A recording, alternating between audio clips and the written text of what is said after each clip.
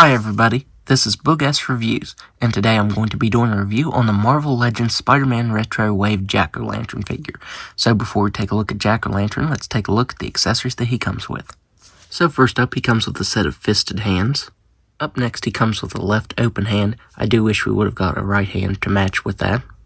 Up next, he comes with his accessory holding right hand and his bomb there, and he can actually grip onto that very tightly. I was surprised at what a tight grip he has on that. So it's definitely not going anywhere once you have it in his hand. I do wish we would have gotten a matching left hand for this. That way you could have him holding two bombs, but you can only get him holding one. You can actually take this out of his hand here and peg it onto his belt. So I think that is very awesome that you can actually do that. And finally, he comes with his glider, and this looks very nice. It's done in a nice marbleized gold collar. The collar really pops on it. And you can actually remove the bottom here to put a flight stand on it, but he didn't come with any flight stand. It does irritate me that Hasbro didn't include one with him. I think the ones that would fit this would be the Rider's Wave Hawkeye or the Demogoblin. I actually do have Demogoblin's flight stand that has that ball peg on it, but I don't want to take him off of it to put this one on. So yeah, you can put him on a stand, but it does suck that Hasbro didn't actually include that with him. So now let's go ahead and take a look at the head sculpt.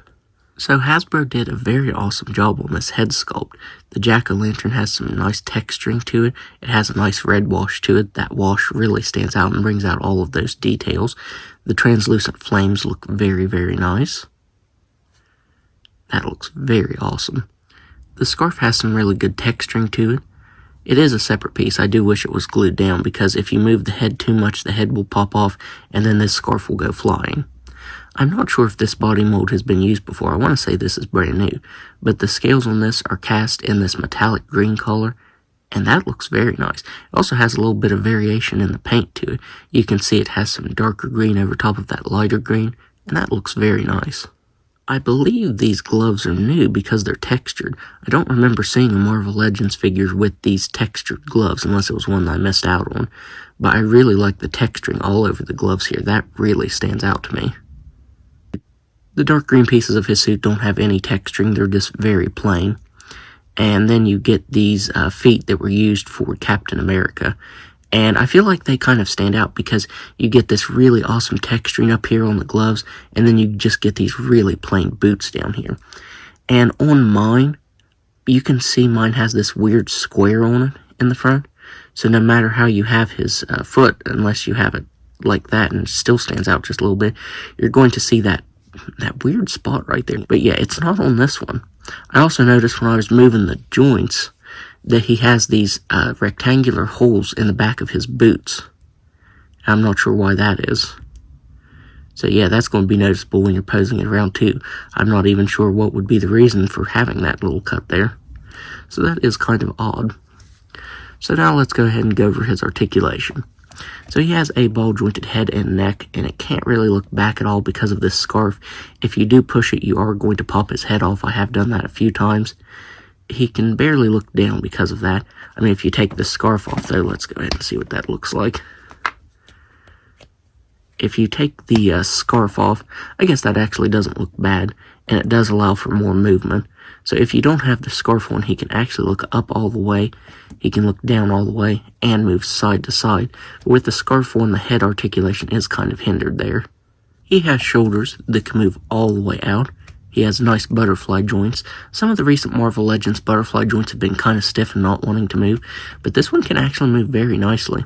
He has a swivel at the bicep, double jointed elbows that can bend in that far, swivel at the wrist that can move side to side and up and down. He has an ab crunch that can move back very slightly. He can crunch forward just about all the way. He can move side to side here at the waist. He has ball jointed hips that can just about do complete split. He can kick forward that far. He can kick back just a little bit. He has a swivel at the thigh, double jointed knees that can bend back that far, swivel at the boot that can move side to side. It does feel kind of loose here now.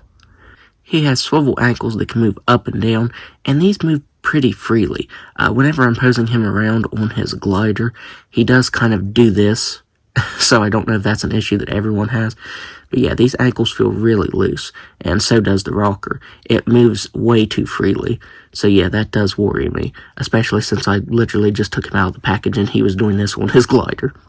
So now, let's do some size comparisons. So first up, here he is next to Machine Man, and Machine Man looks really tiny next to him, especially since he's on that old Bucky Cap body mold. I'd kind of like to see him redone on the new Super Articulated mold. That'd be really cool. Here he is next to Spider-Man. Here he is next to Captain America. Here he is next to Hobgoblin, the Space Venom Wave one. And finally, here he is next to the Jack-O-Lantern figure from the Absorbing Man wave.